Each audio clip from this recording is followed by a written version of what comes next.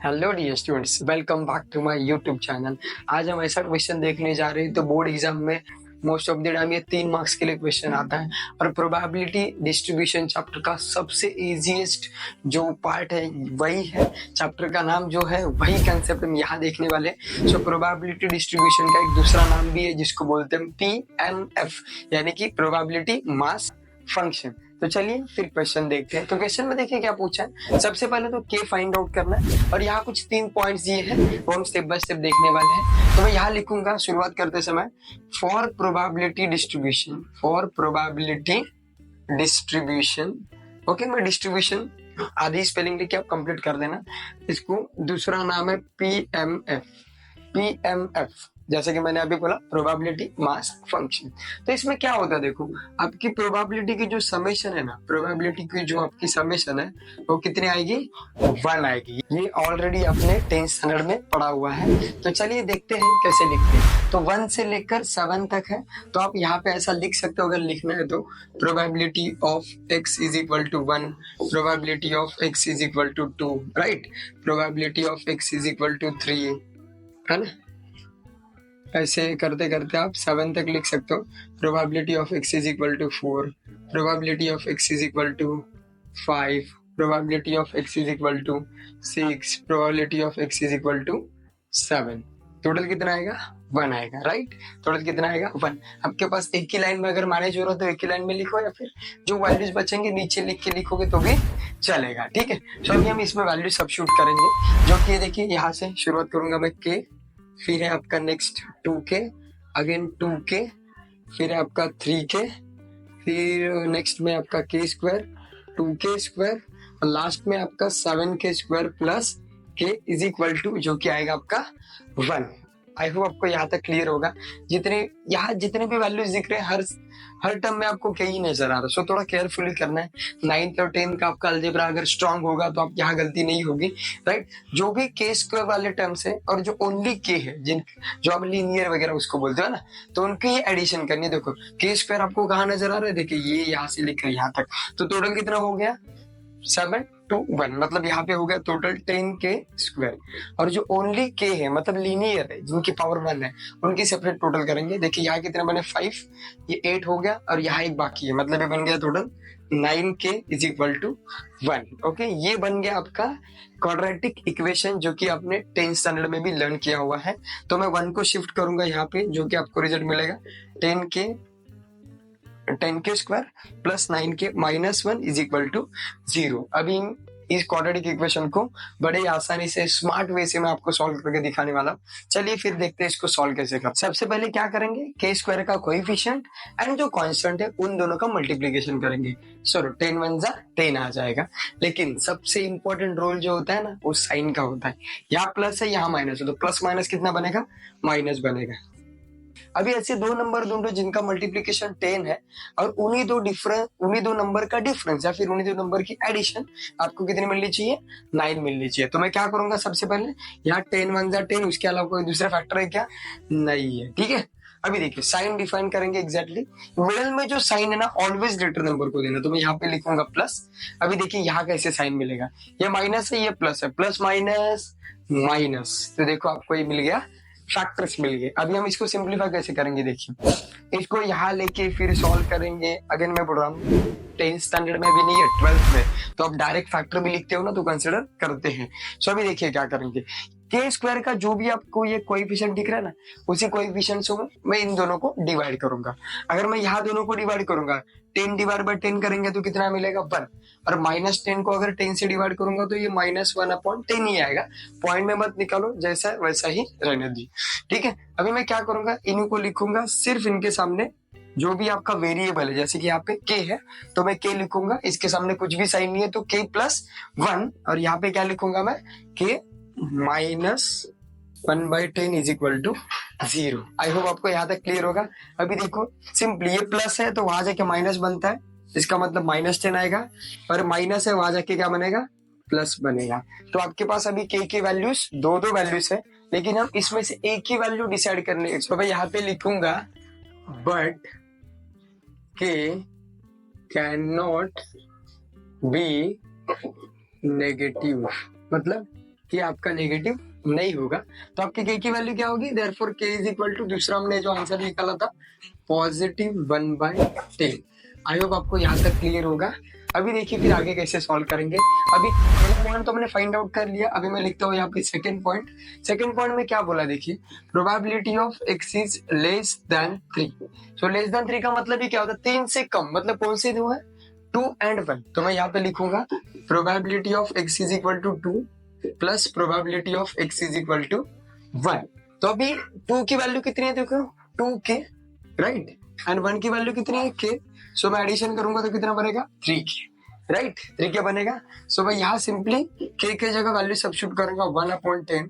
तो मुझे final answer कितना मिलेगा, 3 1 जा 3/10, मतलब probability of x is less than 3।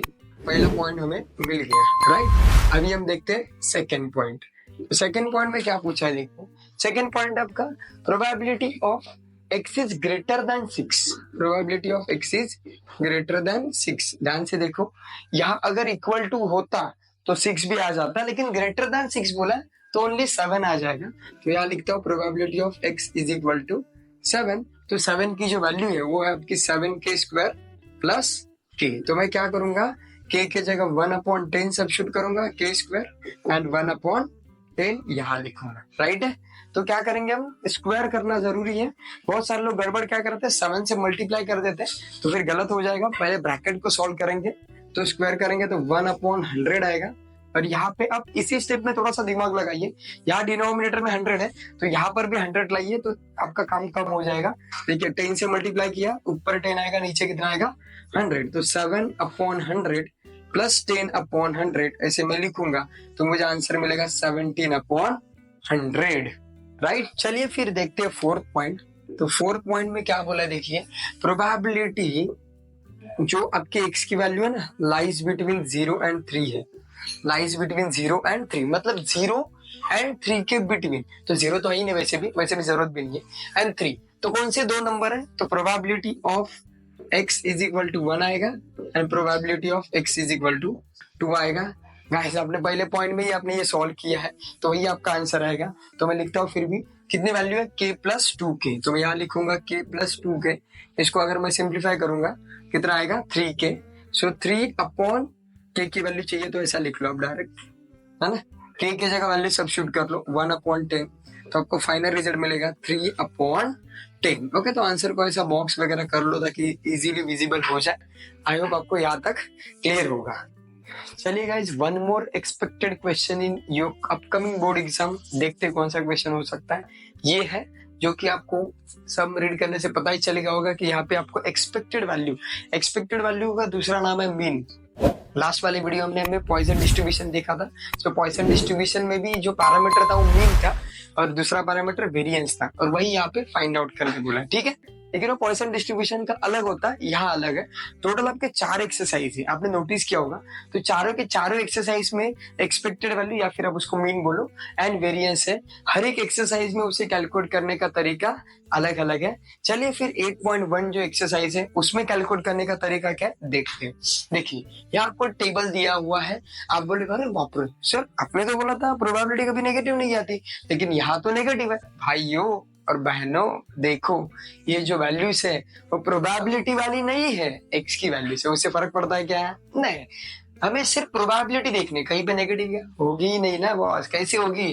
क्योंकि उन्होंने पहले ही बोला है पीएमएफ है, मतलब प्रोबेबिलिटी मास फंक्शन, उसका ही मतलब प्रोबेबिलिटी डिस्ट्रीब्यूशन है। ठीक है, चलिए फिर अभी देखते हैं कैसे करते हैं इसको। तो सबसे पहले हम क्या करेंगे, ये जो कॉलम दिया उसी का एज इट इज वर्टिकल लिखता हूं मैं, और दूसरा जो है वो यहाँ से चालू कर दो, क्योंकि मुझे यहाँ पे उसको स्मॉल एक्स एज्यूम कर लेना है। और दूसरा जो है प्रोबेबिलिटी ऑफ एक्स, इसको मैं एज्यूम करूंगा पी आई। आप बोलेंगे ऐसा क्यों एज्यूम किया? क्योंकि फॉर्मूले की डिमांड जो है उस फॉर्मूले में आपको एक्स आई पी है, तो उसी हिसाब से मैं अरेंज करके दिखाता हूँ आपको। ठीक है, और ये कंप्लीट कर देता हूँ टेबल। देखो आपके सामने मैं लिख देता हूँ।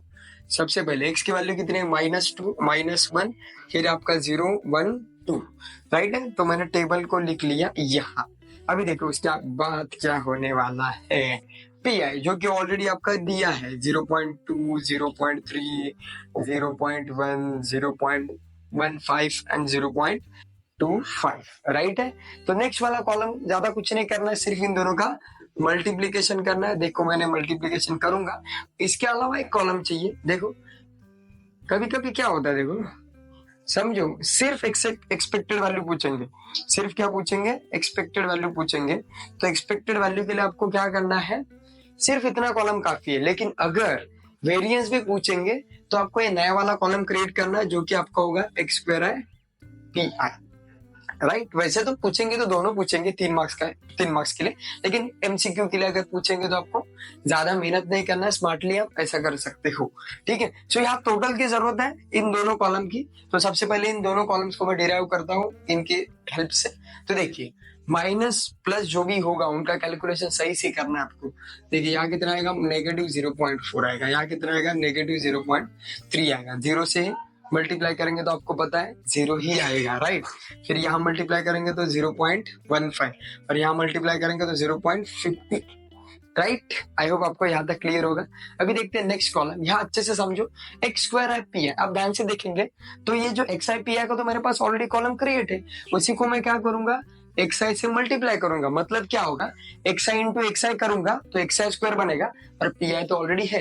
मतलब इन दोनों कॉलम का मल्टीप्लीकेशन करेंगे तो मुझे ये रिजल्ट मिलने वाला है। चलिए देखते हैं फिर, नेगेटिव टू नेगेटिव नेगेटिव तो पहले तो पॉजिटिव बनेगा, और 4 2 8। सिमिलरली यहाँ नेगेटिव नेगेटिव तो पॉजिटिव बनेगा, 1 से किसी भी नंबर को मल्टीप्लाई करूंगा तो आंसर वही आएगा। 0 तो बट ऑब्वियस 0 ही आएगा।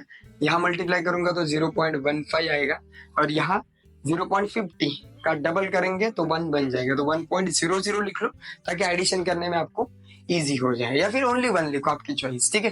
तो यहाँ मैं लिखूंगा इनकी टोटल, जो कि summation of x I P I की टोटल मैं यहाँ लिखूंगा, ठीक है। तो देखते हैं समेशन करते समय कैसे करेंगे। पॉजिटिव वालों की पहली टोटल कर लो, जो कि आएगी 65, 0.65, और नेगेटिव वाली की अलग टोटल करो, माइनस माइनस प्लस बनेगा ना। तो इनकी अगर मैं टोटल करूंगा तो 0.7 या 70 बोलो, 0.7 का मतलब ही क्या होता है, 70 हो गया ना, और यहाँ पे माइनस आएगा। अभी इनका कैलकुलेशन करो, ये माइनस है, ये प्लस है, प्लस माइनस माइनस। अभी बहुत सारे लोग गड़बड़ क्या करते बोलता हूँ मैं, 70 में से 65 गया, बचा 5, तो ऐसा लिखते 0.5, है ना, गलत। आप सॉल्व करके देखो, 5 पैसा, ऐसा समझो कि पैसा है, ये 70 पैसा है, ये 65 पैसा है। तो 70 पैसे में से 65 पैसे जाएंगे तो बचेंगे कितने, 5 पैसे ना। तो 5 पैसे को कैसे लिखेंगे, 0 पॉइंट, थोड़ा सा एडजस्ट कर लेते हैं हम यहाँ पे, 05 कैसे लिखेंगे, ऐसे लिखेंगे ना, नेगेटिव 0.05 आएगा, क्योंकि साइन ऑफ ग्रेटर नंबर है, नेगेटिव 0.05 आ जाएगा, राइट है। तो यहाँ पे ऐसा लिख देता हूँ मैं, एक्स आई पी है, फिर यहाँ टोटल लिख देता हूँ, है ना। थोड़ा सा कॉलम आप खुद बढ़ा के लिख लो। नेक्स्ट अभी इनका टोटल कर लेते, यहाँ तो सारे के सारे पॉजिटिव, तो नो टेंशन, 1 है। अगर एडिशन का कंफ्यूजन हो तो ऐसा साइड में कर लो। फिर 0.8 देखो, 0.80 ऐसा लिखना है। फिर 0.3 तो देखो 0.30, 0 तो ऐसे भी फ्री में लिख सकते हो, लेकिन पॉइंट के बाद आगे लेना मना है, ठीक है। यहाँ पे 0.15, राइट, और लास्ट में है 1।